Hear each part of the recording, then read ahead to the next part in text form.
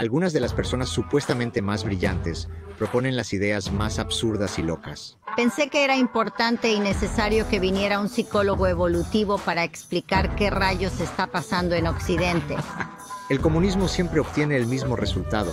Buena idea, especie equivocada. Muchas facultades de medicina están quitando las calificaciones. No te cases, cultura de relaciones casuales, no tengas hijos. Tengo que mostrarte esto, Doja Cat, mira lo que se ha hecho. Oh Dios, yo soy alérgico a las tonterías. ¿Qué es esta mente parasitaria que hemos desarrollado aquí en Occidente? Profesor Gad Saad, estoy tan contenta de que estés aquí porque los tiempos son tan locos que necesitábamos hablar con un psicólogo evolutivo para averiguar qué rayos está pasando en la sociedad. ¿Estamos involucionando hacia la locura total? Y solo para comenzar, ¿puedes explicarnos qué es la psicología evolutiva? Sí, claro.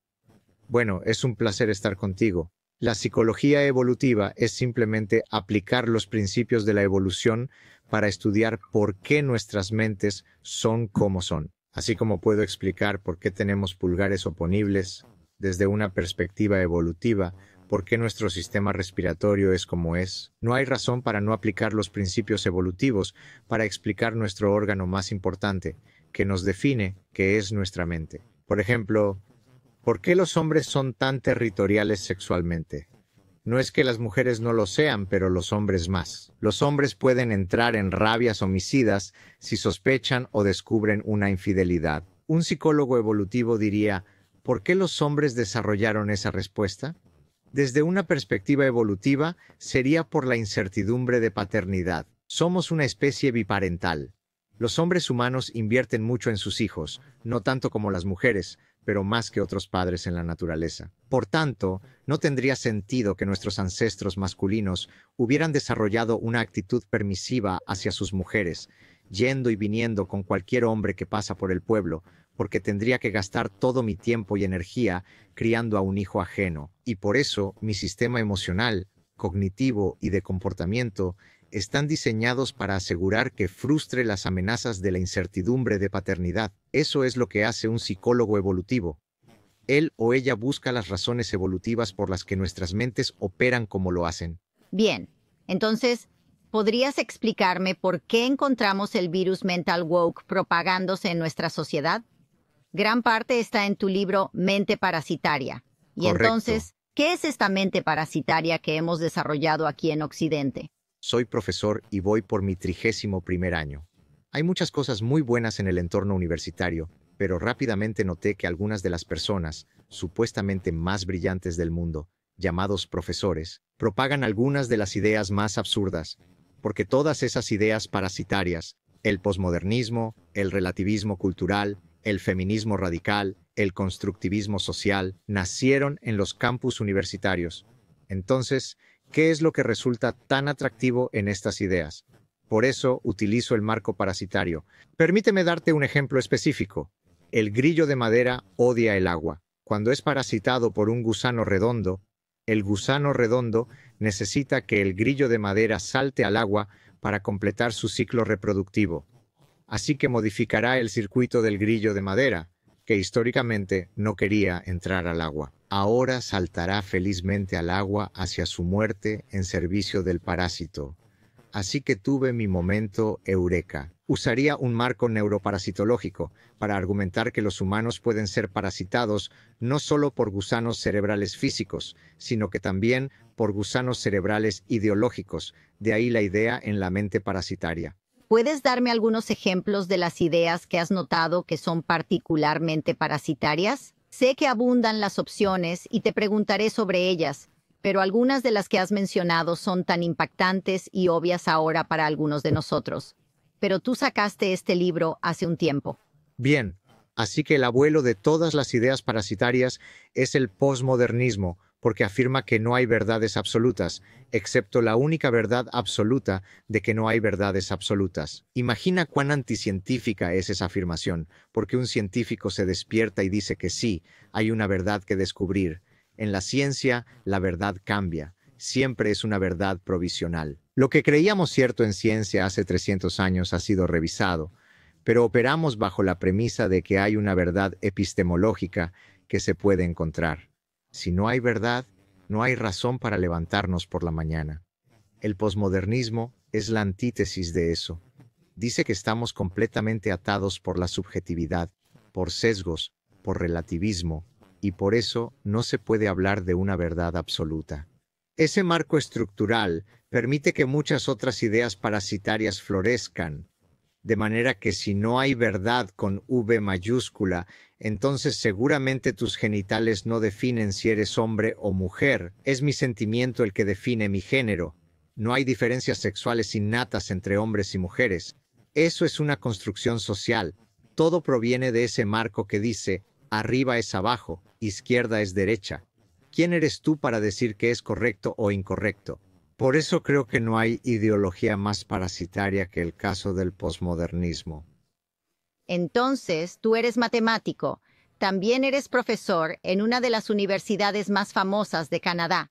Y te pidieron que, esencialmente, ampliaras tu campo para hacerlo encajar con lo que llamamos el virus mental parasitario woke, ¿cierto? El ejemplo que me compartiste antes sobre intentar tomar la evolución y adaptarla a la perspectiva woke fue para ti, entiendo, uno de esos momentos detonantes que te hizo decir que no podías seguir mintiendo. Creo que es un ejemplo impresionante. Me gustaría que lo compartieras. Bien, nunca miento, jamás, y eso es en detrimento de mi carrera, porque si hubiera podido jugar el juego, si no hablara tanto, podría haber tenido un puesto en UC Irvine o UCSD, pero no puedo mentir porque los profesores deben decir la verdad. En mi carrera, mi meta fue incorporar el pensamiento evolutivo en el estudio del comportamiento humano en general y el del consumidor en particular. La idea es que no puedes estudiar el comportamiento del consumidor sin entender las influencias hormonales que moldean nuestras elecciones alimenticias. Por ejemplo, esto es de una de mis investigadoras, una de mis exestudiantes. Las mujeres se visten más provocativamente en su fase fértil del ciclo menstrual, porque cuando estás ovulando es cuando, en cierto sentido, es más probable que estés transmitiendo señales sexuales asiduamente. Ves ese comportamiento en muchas especies de mamíferos, donde las hembras son más propensas a dar señales sexuales cuando llegan a su máxima fertilidad. En otras especies lo llamamos estar en estro. Las mujeres lo hacen a través de sus elecciones de productos a usar, siendo más probable que uses tacones cuando ovulas. Es más probable que te vistas con ropa más corta cuando ovulas. Eso me parecía una proposición muy obvia, algo claro para probar. Bueno, para mis amigos sociólogos, pasé de ser un tipo razonable a ser un nazi, porque aplicar la biología para explicar el comportamiento humano era simplemente grotesco. Era determinismo biológico. Me parecía una locura. ¿Tú crees que la biología se aplica a todas las especies en la Tierra, excepto a los humanos? Los humanos, de alguna forma, funcionan fuera de su biología. El primer pensamiento parasitario que conocí fue durante mi carrera académica, y cuanto más tiempo pasé en el ecosistema universitario, comencé a ver estas desviaciones de la razón por todas partes. Eventualmente culminé escribiendo La mente parasitaria. Una de las cosas que he aprendido de ti en los últimos años es este concepto del comportamiento desadaptativo. Y uno tiene que preguntarse y realmente hablar con un evolucionista para entender por qué estamos evolucionando hacia comportamientos que en verdad dañan nuestra especie. Puedo pensar en el ejemplo obvio que es no casarse, la cultura de relaciones casuales o no tener hijos, ¿cierto? ¿Por qué los humanos no querrían tener hijos? Eso realmente puede acabar con nuestra especie, ¿no? Y luego piensas en otros ejemplos. Mira esto, te voy a mostrar esto. Esta hermosa mujer se llama Doja Cat. Sí. Mira, es tan hermosa. ¿Ves? Muy bonita. Quiero decir, es simplemente hermosa. Y mira lo que se ha hecho a sí misma. Tan solo mira estas fotos. Míralas, ¿ves? Vaya, nunca había visto esto. Es tan devastador. ¿Cómo pasa esto? Mira cómo se veía. Entonces, ¿cómo no es esto desadaptativo? ¿Por qué las mujeres jóvenes y hermosas se hacen ver horribles? No puedo hablar por Doja Cat, pero en varios de mis libros anteriores menciono el consumo del lado oscuro, la compra compulsiva, los trastornos alimenticios, las adicciones a la pornografía y el juego patológico, que son comportamientos desadaptativos. ¿Cuál es la razón evolutiva por la que las personas caen tan fácilmente en estas trampas de comportamiento? Lo que argumento es que cada uno de estos comportamientos comenzó siendo adaptativo, pero luego fallan. La parte desadaptativa es un error en un proceso que debería ser adaptativo. Déjame explicarlo. Piensa, por ejemplo, en la compra compulsiva, que es una condición psiquiátrica. No es cuando tienes 5 pares de tacones o 6 corbatas. Es cuando el comportamiento se vuelve tan disfuncional que estoy afectando los ahorros universitarios de nuestro hijo. Estoy a punto de divorciarme porque gasto todo el dinero en productos, ¿verdad? Debe haber disfunción para que sea desadaptativo.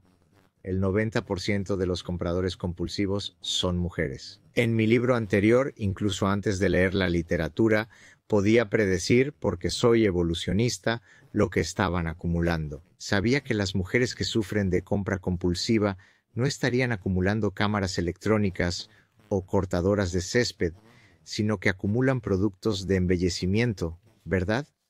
¿Qué está pasando ahí? El mecanismo de embellecimiento es perfectamente adaptativo. Usamos lo que le interesa al otro sexo para que nos vaya bien en el mercado de apareamiento. Eso es adaptativo. La parte desadaptativa es cuando empieza a fallar.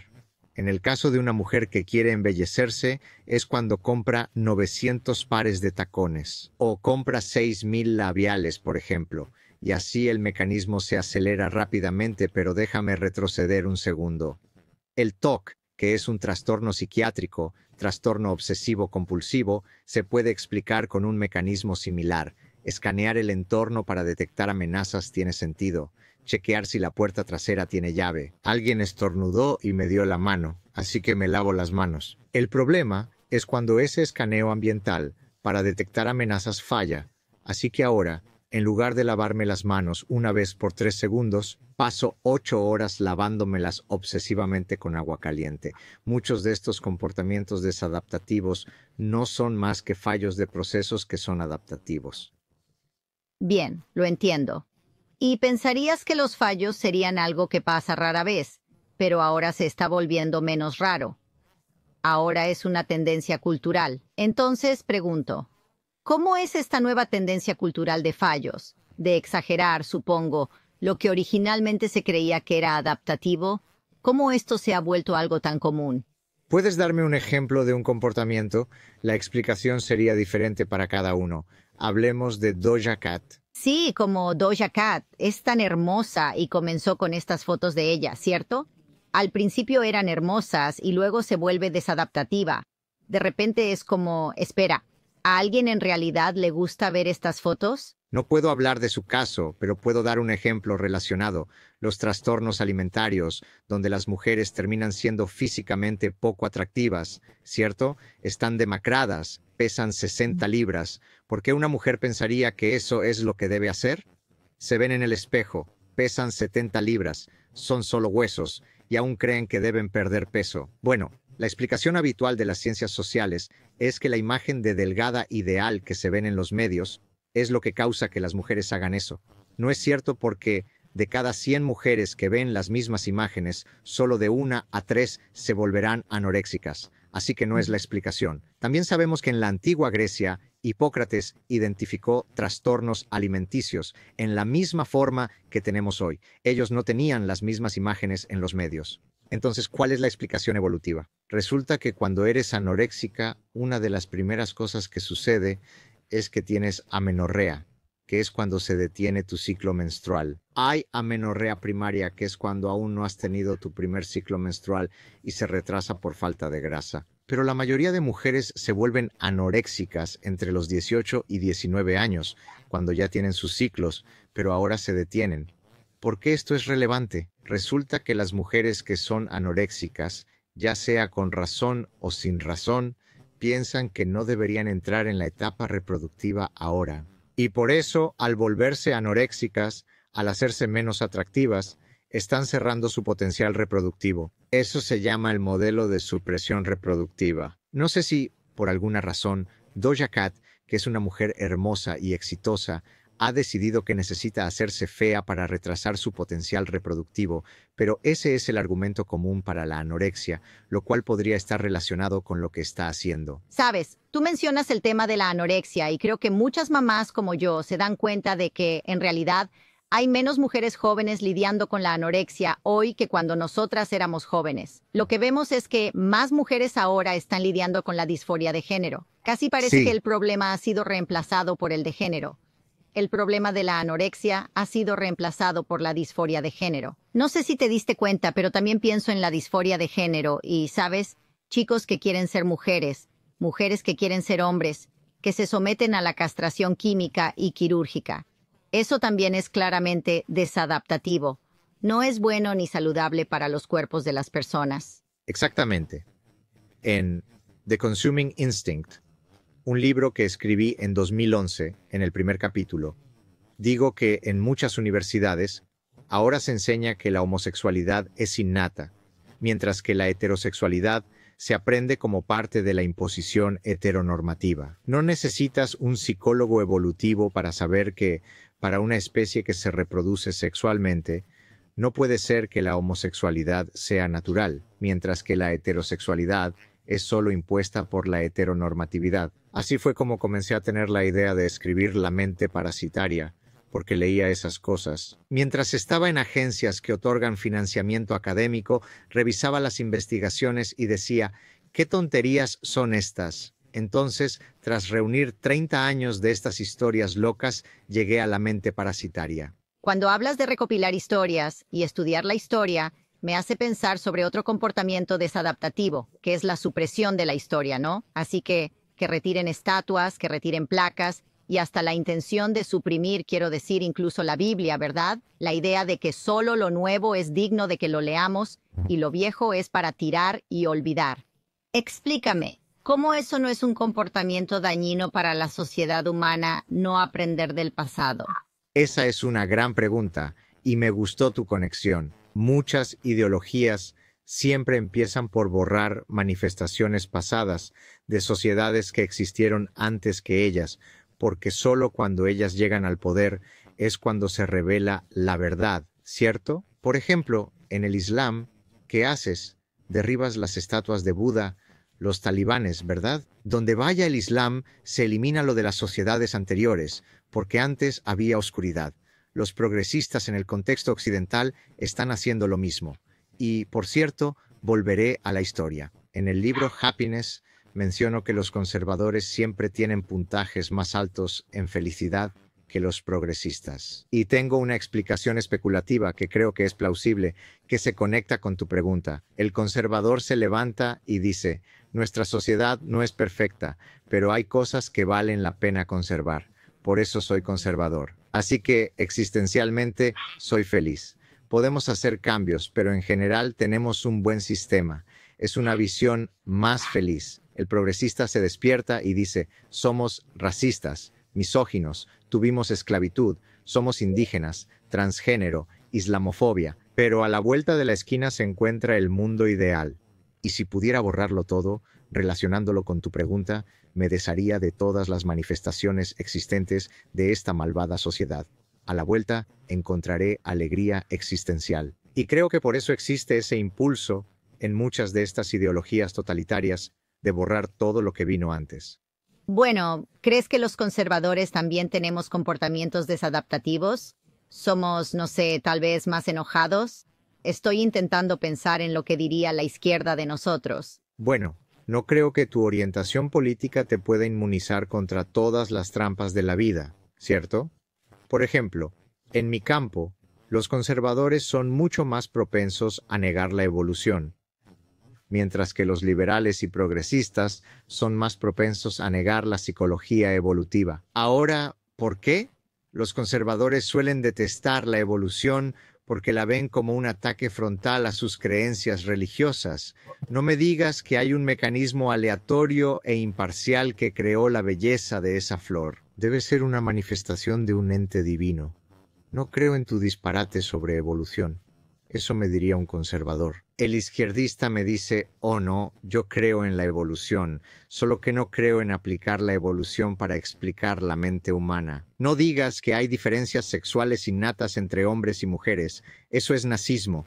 Los hombres y mujeres son diferentes solo por construcción social. Te di un ejemplo donde ambos grupos podrían ser igualmente tontos por diferentes razones. No creo que ser conservador o liberal te inmunice contra ideas parasitarias, aunque en el libro todas las ideas parasitarias son inherentemente de izquierda, porque vengo del ecosistema universitario y está mayormente habitado por profesores izquierdistas. Por eso todas esas ideas parasitarias son de la izquierda. Así que, obviamente, podemos hablar durante mucho tiempo sobre todos estos comportamientos desadaptativos. Quiero mencionar uno más que realmente ha impactado. Creo que en la sociedad de hoy en día a los jóvenes les han enseñado a bajar los estándares, ¿cierto? Y veo que la disminución de estándares no solo ocurre en las escuelas, ¿sabes? Yo era maestra, dirigía una escuela y cada año nos decían que bajáramos nuestras expectativas, ¿verdad? El próximo año debíamos tener los estándares aún más bajos. Y luego, cuando entras al entorno empresarial, te dicen: ¿cómo te atreves a ser un CEO que espera tanto de su personal y cómo te atreves a presionarlos tanto? Eres muy cruel. Deberías ser ese increíble jefe que puede conectar con su audiencia. Dicen que eso es lo que deberíamos buscar, en lugar de esforzarnos por la excelencia, a veces por resistir, ¿verdad? Entonces, se podría decir que la disminución de estándares también es una especie de fallo de un comportamiento desadaptativo. Sí, claro, te daré algunos ejemplos. Remontándonos a Séneca hace miles de años, él tiene una cita que yo usé como epígrafe en uno de los capítulos del libro Happiness. No recuerdo la cita, así que voy a parafrasear. Él dice que cuando miras un árbol, los árboles que han estado expuestos a mucho estrés del viento terminan muy bien enraizados porque tienen que desarrollar esa capacidad de poder resistir, en este caso, el factor estresante, el viento. Los árboles que no han estado expuestos a mucho estrés del viento son muy frágiles. Ahora tomas ese principio, que fue una increíble reflexión de hace 2500 años, y lo aplicas en el lenguaje actual. Nassim Taleb, un tipo libanés, habla de la antifragilidad. Bueno, Séneca ya lo dijo hace 2500 años. Muchos sistemas operan de manera óptima si están expuestos a factores estresantes. Al reducir los estándares, eliminas los factores estresantes que permiten tu óptimo florecimiento. Te daré un ejemplo específico de la medicina evolutiva. Resulta que los niños criados en entornos sin alérgenos, sin caspa de mascotas, sin polvo, que no viven en una granja, tienen más incidencia de asma que los que sí crecieron con esos alérgenos. ¿Por qué? Porque tu sistema inmunológico requiere, para operar al máximo, enfrentar esos factores estresantes, en este caso, alérgenos. Ahora apliquemos esto a las universidades. Si no estás dispuesto a exponerte a factores estresantes, llamados ideas opuestas, ya que cualquier opinión opuesta se convierte en violencia porque no compartes mis creencias, ¿cómo puedes convertirte en un pensador crítico? Me vuelvo un pensador crítico más eficaz si enfrento ideas opuestas que me permiten perfeccionar mi mensaje contra esas ideas. Entonces tienes razón. Bajar los estándares y eliminar factores estresantes, crear un entorno para frágiles, no es el camino hacia un florecimiento óptimo. Me hace pensar en los trofeos de participación que la generación anterior a la mía comenzó a dar. Ahora la gente espera ser recompensada simplemente por el hecho de presentarse, ¿verdad? Es como, pero, ¿qué quieres decir? Me esforcé mucho. Lo veo en mis clases, donde un estudiante viene y me dice, bueno, obtuve una B menos en mi nota final, pero eso no es justo, profesor. Yo digo, ¿por qué es injusto? Y dice, porque estudié mucho. Si voy a ver a mi médico y él me da mis resultados de colesterol, ¿trato de negociar un mejor resultado de colesterol porque me esforcé tanto? ¿O simplemente, ese es mi resultado de colesterol? Estudiaste lo que pudiste. Claramente no retuviste el material necesario. Ahora sal de mi oficina. Pero ellos esperan, exactamente como dices, que porque me esforcé tanto, aquí está tu premio. Hablando de calificaciones, y lo menciono en la mente parasitaria. Hace 30 o 40 años, La calificación promedio en la universidad era, como debía ser, una C. ¿Sabes cuál es la calificación promedio ahora? La calificación promedio es A. ¿De verdad la calificación promedio es A? Las están regalando como caramelos. En Canadá no estamos tan mal en algunas de estas cosas. No estamos tan mal. Quizás porque no pagamos $80,000 al año para ir a la universidad. Los estudiantes no se sienten con tanto derecho. Oye, estoy pagando $80,000. Dame la mejor nota, porque si no, no conseguiré el trabajo con Procter & Gamble. Así que no son tan engreídos. Incluso en Canadá ahora, cuando doy mis notas, a menudo son bastante bajas, el jefe del departamento me dice, ¿puedes explicar las calificaciones que diste? ¿Por qué debo explicarte mis calificaciones? Sacaron lo que sacaron. Si pierden, qué pena. Si obtienen A más, qué bueno. No se puede jugar con el sistema, pero eso hace que los estudiantes se sientan mal. Así que ¿puedes darles mejores notas? No lo haré. Eso es parasitario, ¿no crees? Esta idea de que todos obtienen una A o que bajamos los estándares para que todos obtengan una A. No me extraña que apoyen la diversidad y la inclusión, porque si el mérito no importa, si hacer un gran trabajo no importa, lo único que importa es que simplemente te presentes, literalmente. Entonces, todos los estándares desaparecen. Exacto. Por cierto, tanto en Estados Unidos como en Canadá, muchas facultades de medicina están quitando las calificaciones porque los estudiantes de medicina lo tienen muy difícil. No quieres que haya un ambiente competitivo. Cuando tienes un cirujano de trauma que va a operar y tomar decisiones de vida o muerte, ¿quieres que haya estado bajo el estrés de las calificaciones? ¿O prefieres que haya crecido en un entorno de estoy bien, tú estás bien? Es ridículo. Bueno, más allá de eso, creo que la mayoría de los CEOs o cualquier empresa de la que hablemos, no queremos contratar a personas que esperan recibir reconocimientos, aumentos y títulos solo porque la mayoría del tiempo se presentaron a trabajar, ¿verdad? Queremos premiar a los que hacen un buen trabajo, se esfuercen y piensen críticamente. Lo que estoy diciendo ahora se considera una violación en recursos humanos, especialmente porque estamos en California. No se permite esperar más de las personas. Creo que esa mentalidad es de lo que hablas en tu libro. Es parasitaria, es desadaptativa. La sociedad humana no puede prosperar si siempre bajamos el nivel solo para que las personas se sientan bien. Y agregaré otro enfoque evolutivo. Edward Wilson fue un biólogo famoso de Harvard que falleció recientemente. Su especialidad eran las hormigas sociales. ¿Por qué es relevante? Porque las hormigas sociales son genuinamente comunistas. Hay una reina reproductora y luego todas las demás hormigas, las trabajadoras y las guerreras, son engranajes sin distinción. Cuando le preguntaron, estoy parafraseando, profesor Wilson, ¿cuáles son sus opiniones sobre el socialismo o comunismo? Su respuesta es una de las mejores que he escuchado. Buena idea, pero especie equivocada. Porque a lo que se refería es que para ciertas especies, este carácter de equidad tiene sentido. Las hormigas trabajadoras son indistinguibles entre sí. En contraste, los humanos no somos así, no somos comunistas. Algunos somos más altos, otros bajos, más trabajadores o menos trabajadores, más ambiciosos o menos. De esta manera, es algo muy natural que no exista igualdad en los resultados. Messi es Messi porque es mejor que tú.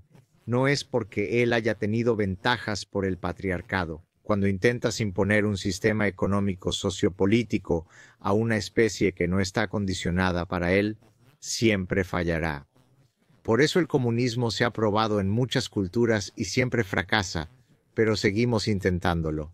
Quizás la próxima vez funcione. Ahora, hablemos de algunas soluciones. ¿Crees que podemos hacer un esfuerzo para salir de esta cultura mental parasitaria? Siempre trato de infundir optimismo, aunque tal vez en lo profundo de mi mente el positivismo va disminuyendo. La mayoría silenciosa, creo, aborrece estas ideas parasitarias.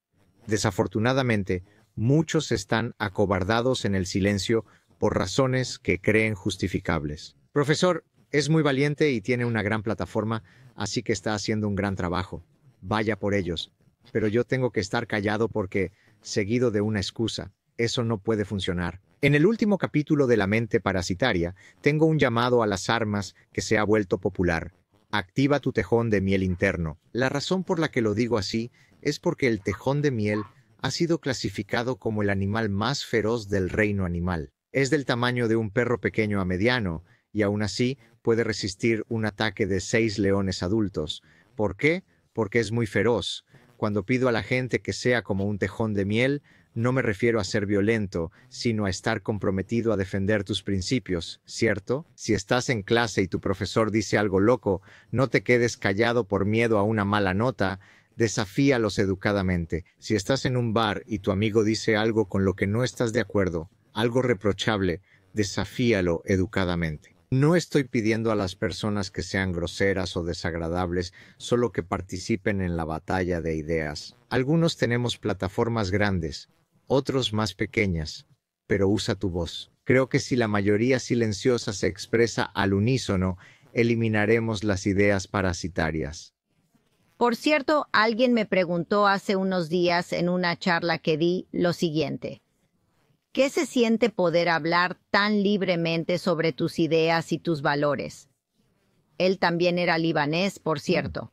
Me preguntaron, ¿qué se necesita y cómo se siente? Los vi fijamente y les dije, ¿saben qué?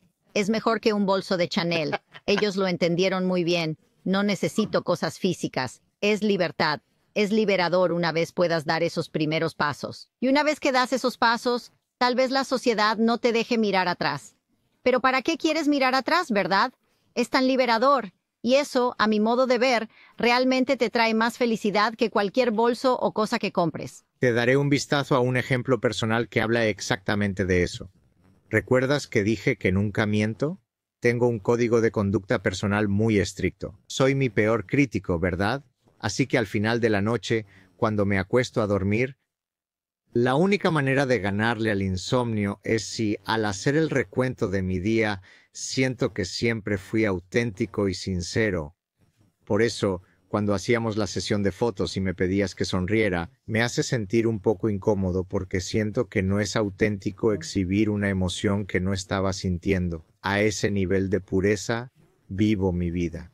Por eso, la razón por la que siempre hablo francamente es porque no podría dormir si pensara que vi un asesinato o una violación de la verdad en la esquina y lo ignoré al pasar. No sería auténtico, sería un fraude. Entonces los caprichos de mi personalidad son tales que soy un tejón de miel porque soy alérgico a las tonterías. Las personas vienen en diferentes tamaños, formas y colores, así que no todos tendrán mi estilo combativo, pero todos pueden contribuir en algo a la batalla de ideas. No te pido que seas Joe Rogan, Gad Saad o Jordan Peterson. Solo dentro de tu pequeña esfera de influencia, involúcrate. Haz lo que puedas. Y creo que es una buena continuación para nuestra conversación sobre la felicidad, porque creo que cuando eres auténtico, cuando te acuestas a dormir sabiendo que no viviste en una mentira, ese es el primer paso a la felicidad.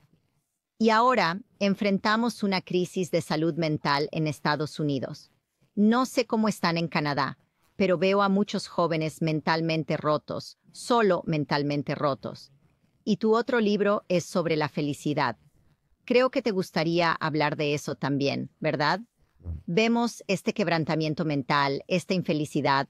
Estamos viviendo en los tiempos más ricos, los más prósperos, pero también en los más depresivos y ansiosos que hemos visto. Así que hablemos un poco sobre la felicidad. ¿Se puede alcanzar? Claro, creo que lo hablamos fuera de cámara, pero lo repetiré aquí. Nuestras diferencias individuales en la felicidad provienen de nuestros genes en casi un 50%. Algunos nacemos felices. Algunos de nosotros tenemos una personalidad más sombría y difícil, pero eso aún deja espacio para mejorar, ¿cierto? Puedes empezar con una actitud positiva, más que yo, pero si tomo ciertas decisiones y adopto ciertas mentalidades, puedo superarte con ese otro 50%. Y en el libro abordo más sobre esto, y si quieres puedo mencionarlo, si te parece bien. Bueno, lo que más creo que la gente puede leer tu libro. Mencionas también el matrimonio, el trabajo, el significado y todas estas cosas. Y no quiero que la gente piense, porque al menos es mi perspectiva. Es posible tener una perspectiva diferente al respecto, pero es como si la felicidad terminara siendo un juego de suma cero, ¿no? porque conozco personas que siempre buscan la siguiente cosa que les hará felices. Y luego solo nunca están felices, ¿verdad?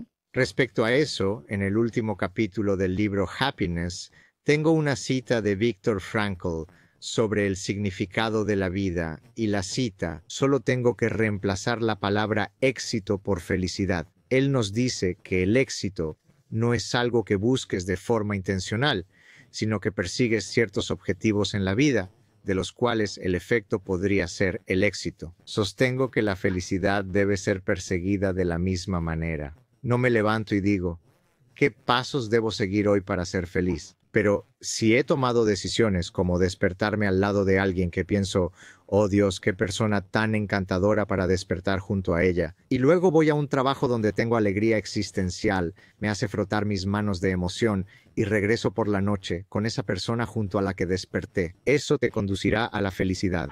No es la búsqueda consciente de la felicidad lo que nos hará felices, sino las decisiones y mentalidades que adoptamos que, con suerte, nos llevarán a la felicidad. ¿Piensas que alguien puede ser feliz sin haber vivido adversidades? Quiero decir, imagino a alguien como tú y tu historia, y puedes contar algo de eso si quieres. Creciste en Líbano y escapaste con tu familia a los 11 años, y ciertamente has podido construir perspectivas que tal vez te permiten disfrutar de las pequeñas cosas de la vida. Como antes, cuando estábamos sentados comiendo kebab y tú sientes, oh Dios, esto es un gran deleite, ¿cierto? Así que, ¿existe alguna perspectiva donde uno puede encontrar la felicidad sin haber experimentado dificultades y adversidades? Definitivamente creo que, y cuando hablamos antes, mencioné que podría sonar paradójico decir que la tragedia de mi infancia me ha hecho feliz. Y no es que esté siendo frívolo o sarcástico. Bueno, eso te permite contextualizar lo que te está afectando en un día determinado, ¿verdad? Por ejemplo, con mi último libro, hubo mucha atención mediática. Tenía que ir a un lugar y a otro. Me estaba estresando toda la calendarización. Y luego me detuve un segundo y dije, espera un minuto. Te quejas porque hay muchas personas geniales que quieren hablar contigo de tu libro. Recordé, oye, escapaste de la guerra civil libanesa. ¿Por qué no te preparas y dejas de quejarte?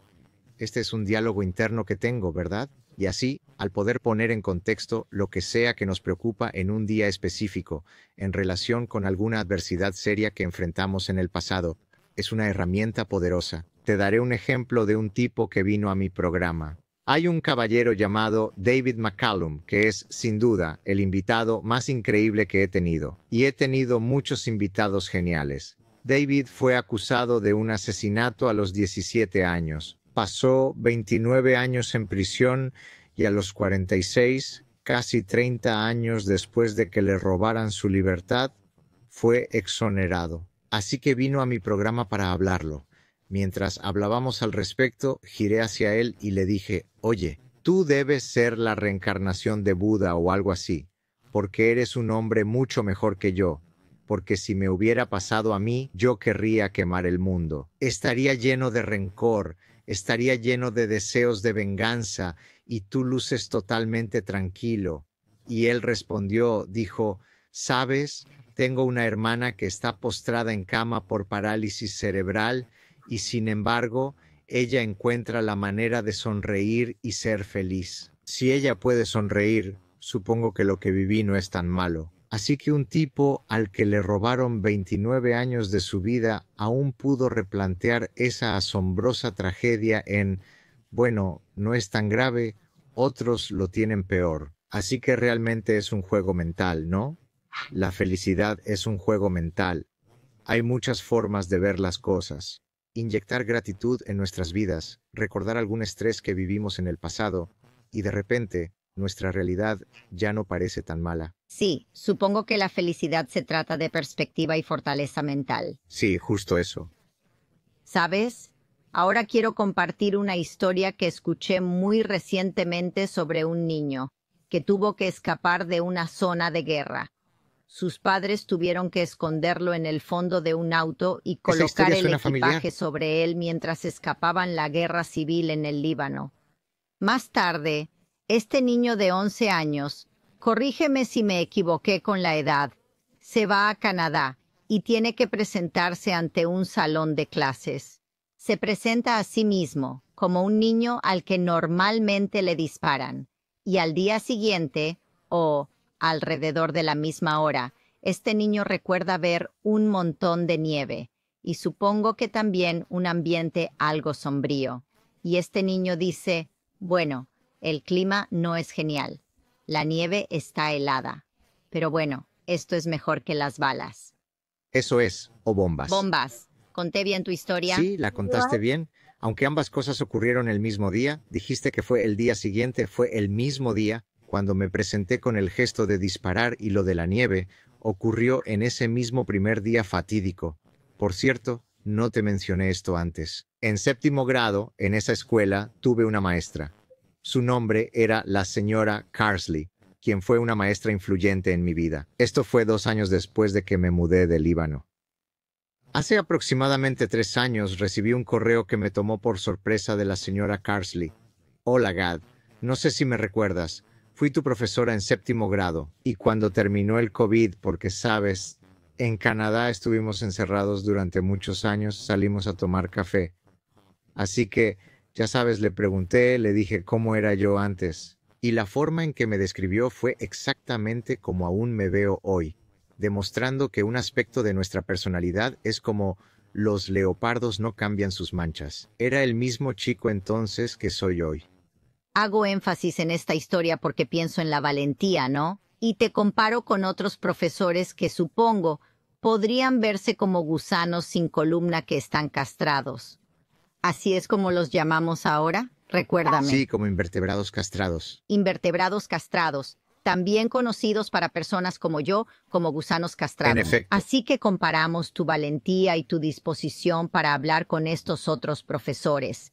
Y hablas sobre la jaula de diamantes en la que están debido a sus promesas y salarios, etc.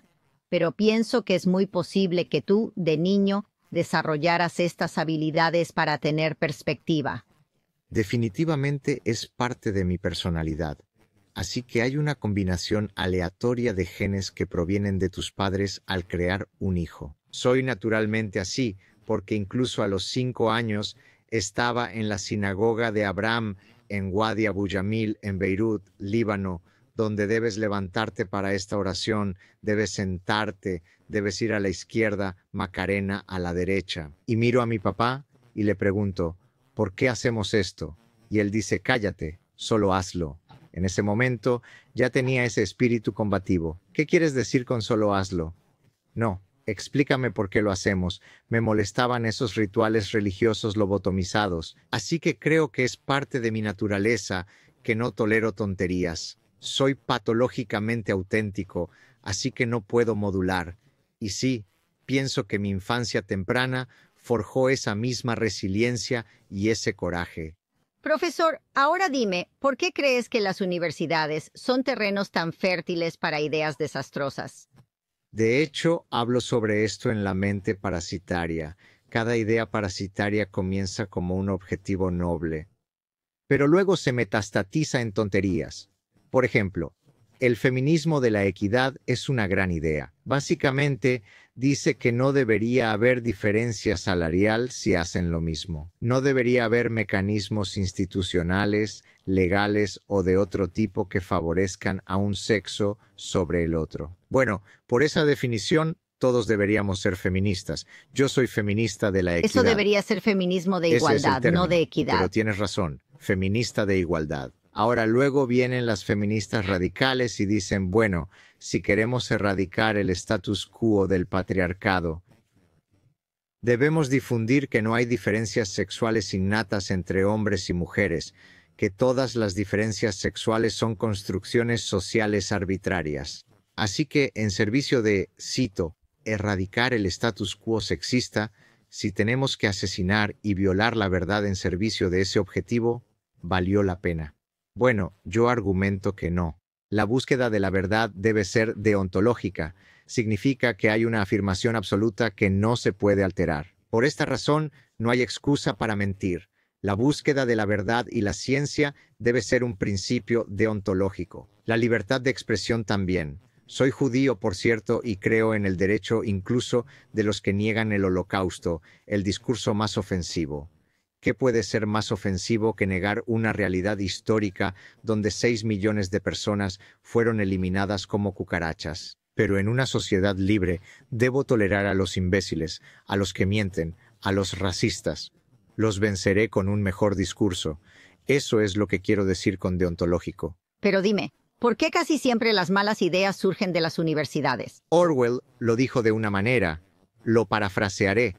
Dijo que se necesitan intelectuales para tener algunas de las ideas más tontas. Estoy de acuerdo. Ahora, ¿por qué es así? Porque en muchos casos, el académico que literalmente vive en la Torre de Marfil está completamente desconectado del mecanismo autocorrectivo de la realidad, ¿verdad? Por ejemplo, estoy en una escuela de negocios. Allí hay menos ideas parasitarias. Porque si creas un modelo económico para predecir la economía basado en el posmodernismo, la realidad te dirá que no eres bueno. Las escuelas de ingeniería tienen menos ideas parasitarias, porque si construyes un puente con física posmodernista indígena en vez de física convencional, el puente colapsará. Entonces algunas disciplinas están protegidas contra estas ideas parasitarias porque la realidad te alcanzará rápidamente. Pero en otras disciplinas, en humanidades y algunas ciencias sociales, podría estar en mi púlpito y hablar de tonterías. No hay un mecanismo autocorrectivo que se llama realidad. Por eso soy el propagador de tonterías. Y luego el daño se hace a través de los estudiantes, pero no llegan a experimentar el daño ni a verlo. Se integran a la sociedad con malas ideas, pero no hay consecuencias para los profesores mismos. Oh, sí hay consecuencias. Se llama Justin Trudeau, el primer ministro de Canadá, ¿verdad?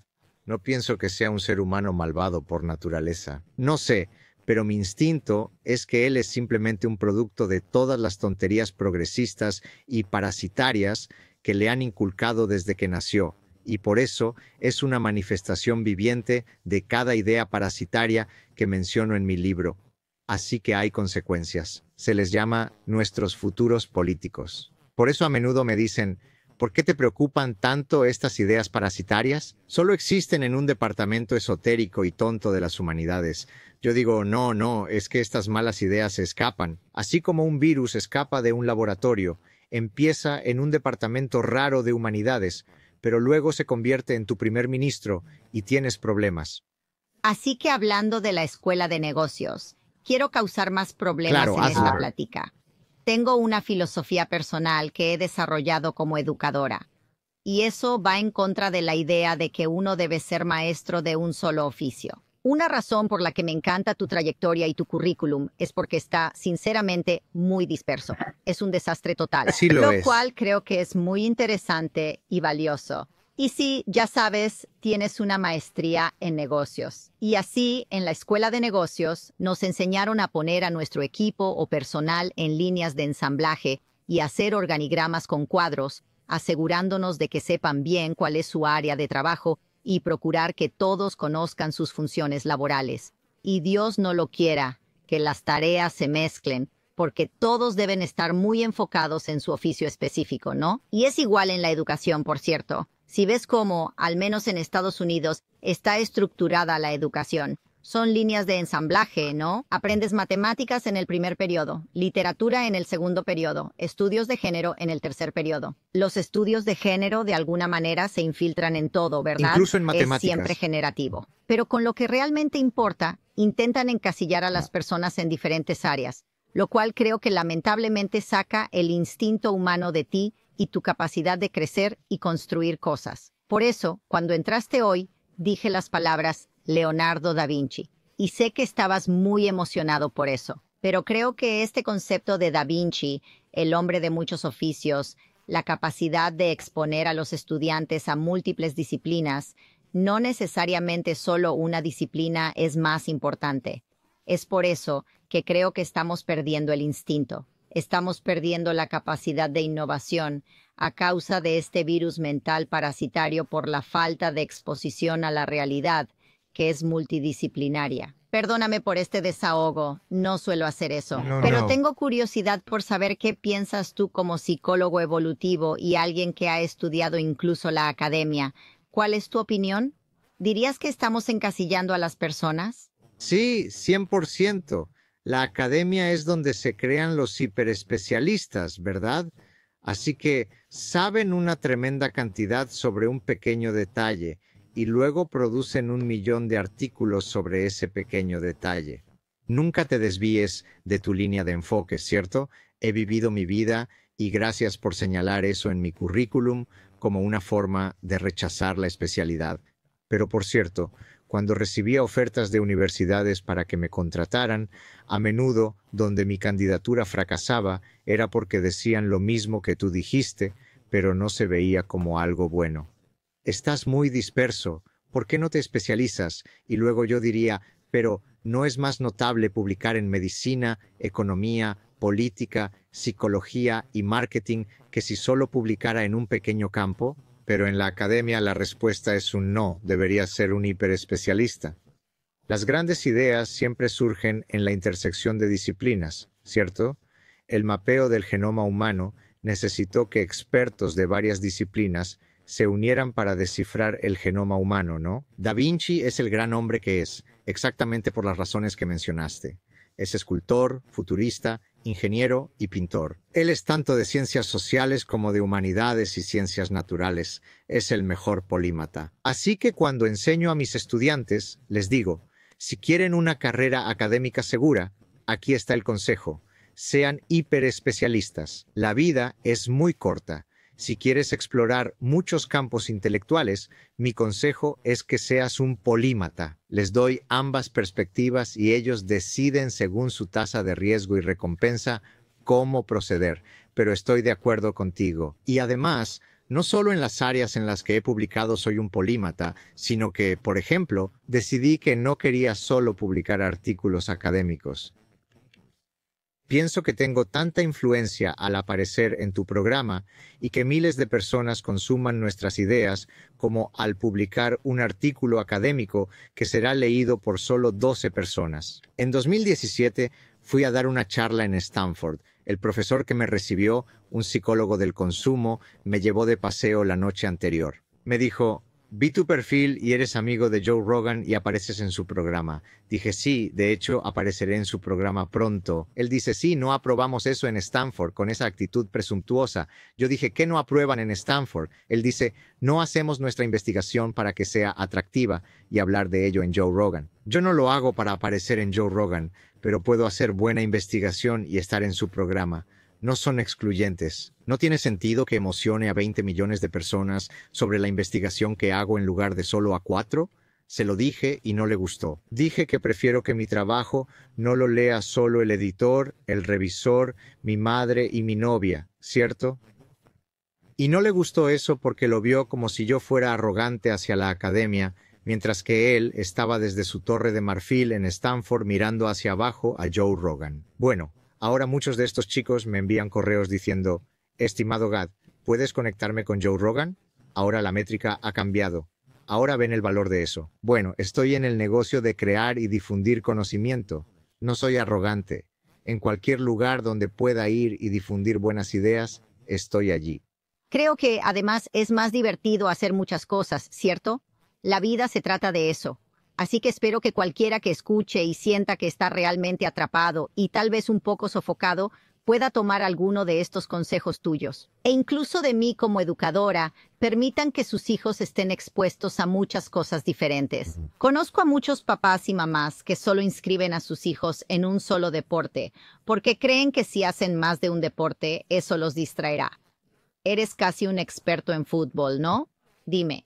¿Tiene sentido que un niño solo juegue al fútbol y no haga fútbol, baloncesto, judo o lo que sea? Haciendo diferentes deportes, desarrollas habilidades distintas. Mi hijo me dijo, papá, cada vez que jugamos cualquier deporte, eres muy bueno en él. Es porque soy atlético, porque tengo buena coordinación mano-ojo u ojo-pie, precisamente porque he probado de un buffet de muchos deportes diferentes. ¡Qué divertido! Hablando de eso, quiero jugar un juego contigo. Este será el juego más difícil, pero esto es PragerU. Te desafiamos y no habrá trofeo por participación. Te lo aseguro.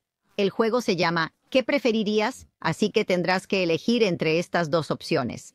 Si sientes que quieres elaborar, te dejaré hacerlo. Pero vamos a tratar de pasar por muchos conceptos rápidamente.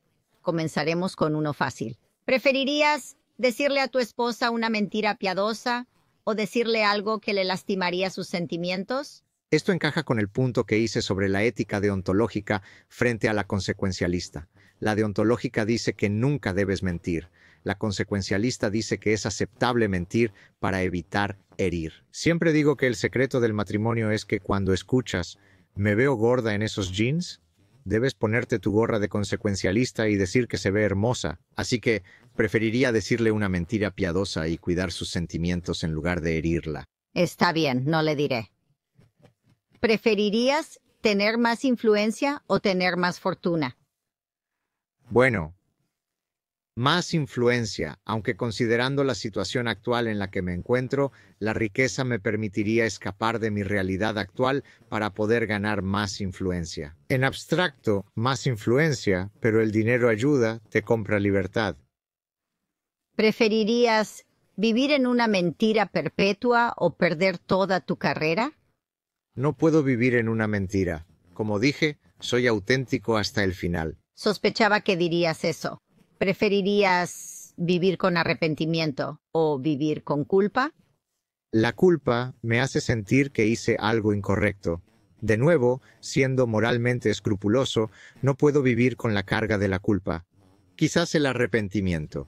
Como desearía haber tomado esa clase de arte que nunca tomé. Prefiero el arrepentimiento. Estuvo difícil, bien. ¿Preferirías renunciar a tu libertad o vivir en peligro? La libertad lo es todo. Libertad y verdad. En el primer capítulo de La mente parasitaria, digo que son mis dos ideales. Así que la libertad gana. Libertad ante todo.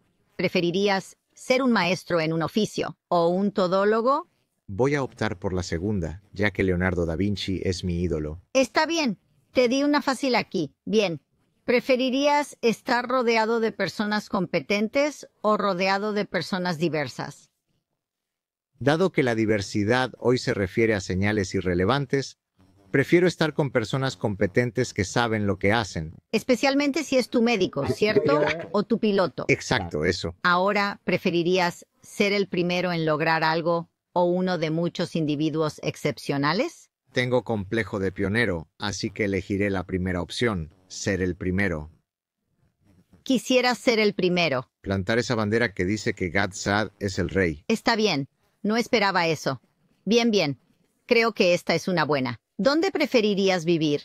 ¿En Canadá cuando el clima es perfecto para la temporada? ¿O en Texas durante una temporada de tormentas muy húmedas? Texas. Texas hasta el final, amigo. Texas. Texas hasta el final. Está bien. ¿Preferirías ser judío en Líbano, Egipto, Siria, Jordania, Argelia, Yemen, Irak, Irán o cualquiera de los otros 50 estados musulmanes o un musulmán en Israel? Un musulmán en Israel. Siguiente. ¿Qué preferirías jugar? ¿Al fútbol, sheshbesh o backgammon? Fútbol. Pero me gusta el sheshbesh.